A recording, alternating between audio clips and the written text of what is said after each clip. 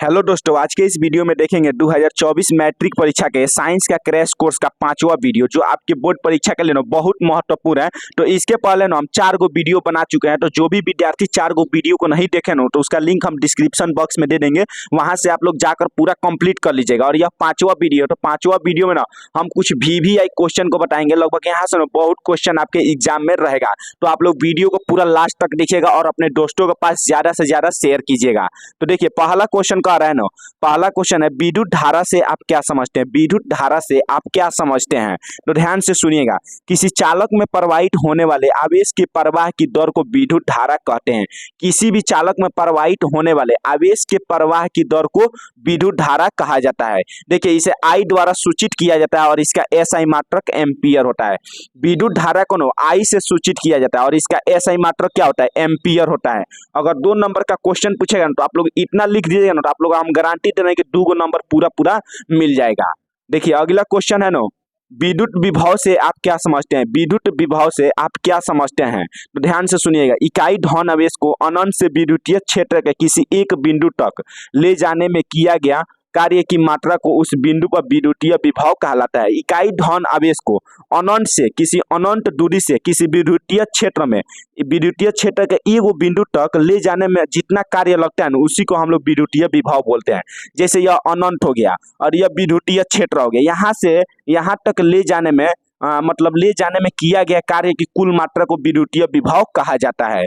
इसका SI मात्रक volt होता है। विद्युत विभव का SI मात्रक वोल्ट होता है।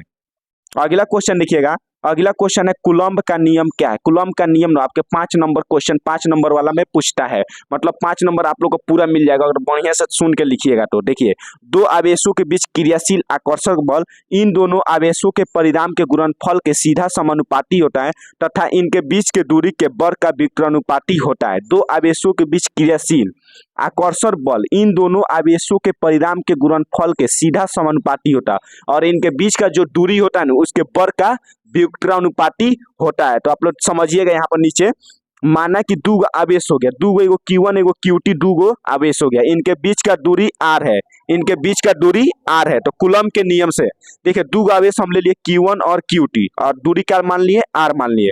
तो आप लोग समझिएगा पहला नियम कर रहा था ना, इसके दूरी के दोनों आवेशों के गुणनफल के समानुपाती होता है। तो दोनों आवेश Q1 इंटू Q2 गुणनफल हो गया और F1 क्या हो गया, F मतलब समानुपाती होता है, दोनों आवेशों के गुणनफल के समानुपाती होता है।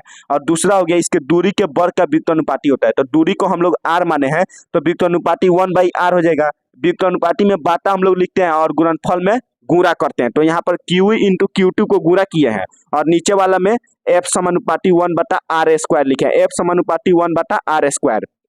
तो यह नो व्युत्क्रमानुपाती हो गया, दूरी के वर्ग का व्युत्क्रमानुपाती हो गया और यह क्या हो गया, गुणनफल के समानुपाती हो गया। तो यहाँ तक आप लोग समझ गए होंगे। इसके बाद देखिए इसको समीकरण 1 मान लिए, इसको समीकरण 2, तो दोनों के लीजिएगा समीकरण 1 और समीकरण 2 से। तो देखिए F दोनों में है तो दोनों के बदला में एगो F लिखाएगा और समानुपाती दोनों में है तो दोनों के बदला में एगो समानुपाती लिखाएगा।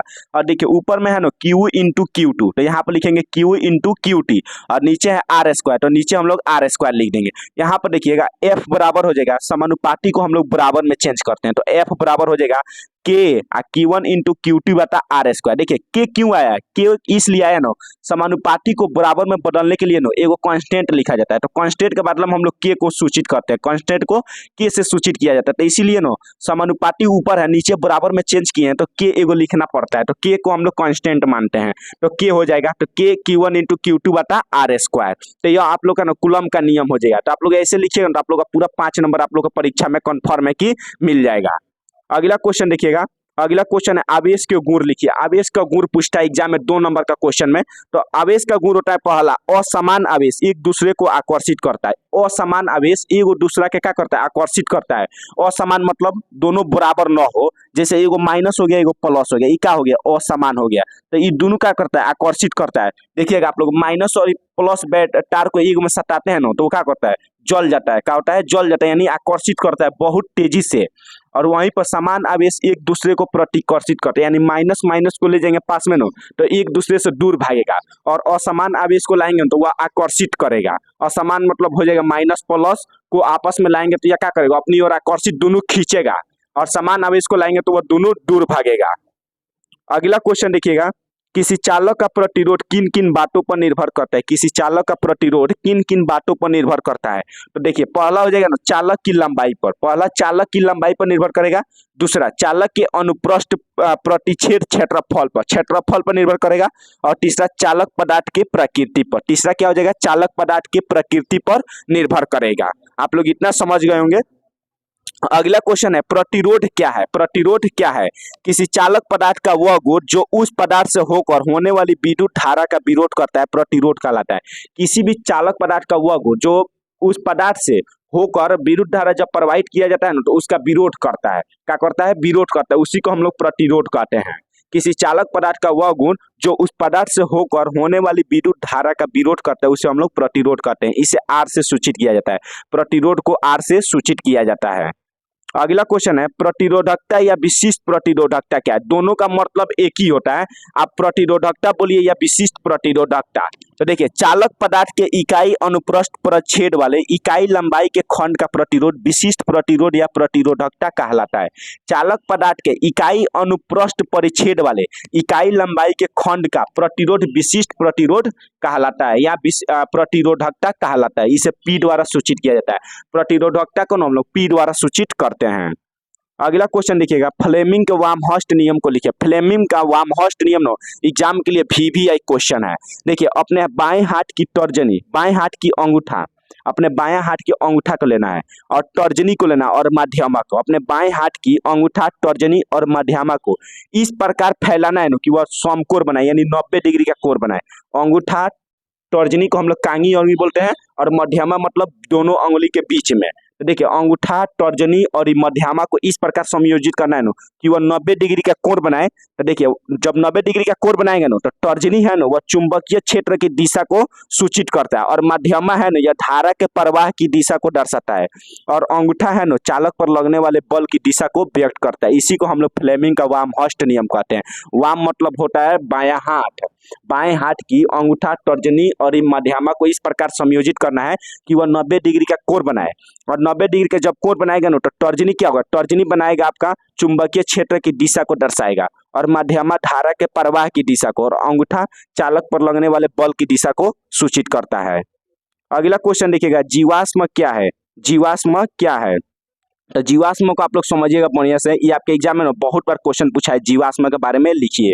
तो देखिए जीवाश्म क्या होता है, पृथ्वी के अंदर लाखों वर्ष तक मृत पेड़ पौधे और जानवरों को मिट्टी बाली पत्थर के बीच दबे रहने के फलस्वरूप जो पदार्थ बनता है उसे जीवाश्म कहते हैं। तो आप लोग समझिएगा पृथ्वी पर कोई अचानक जैसे तबाही आ गया, बाढ़ आ गया, भूकंप आ गया, सब चीज दब जाए, पेड़ पौधा जितना ही सब जानवर है हम लोग है सब पृथ्वी के अंदर दब जाते हैं। तो कुछ लाखों वर्ष या हजारों वर्ष के बाद जब खुदाई किया जाता है तो जो भी पदार्थ उससे प्राप्त होता है ना उसी को हम लोग बोलते हैं जीवाश्म ईंधन। जैसे कोयला हो गया, कोयला किससे बनता है, जैसे पृथ्वी के अंदर कोई चीज अचानक दब गया होगा, उसके सड़ने गलने और सड़ने गलने से क्या होता है, बनता है जीवाश्म ईंधन का निर्माण होता है। तो इसी को हम लोग जीवाश्म बोलते हैं।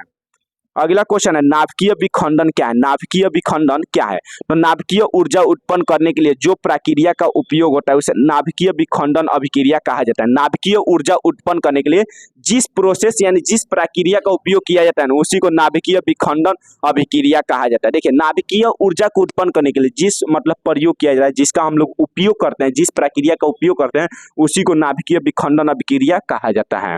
तो दोस्तों ना टोटल आप लोग का हम टोटल 12 से 13 क्वेश्चन कराए हैं। तो आप लोग 12 क्वेश्चन को बढ़िया से कंप्लीट कर लीजिए क्योंकि एकदम VVI इसका क्वेश्चन कराए हैं।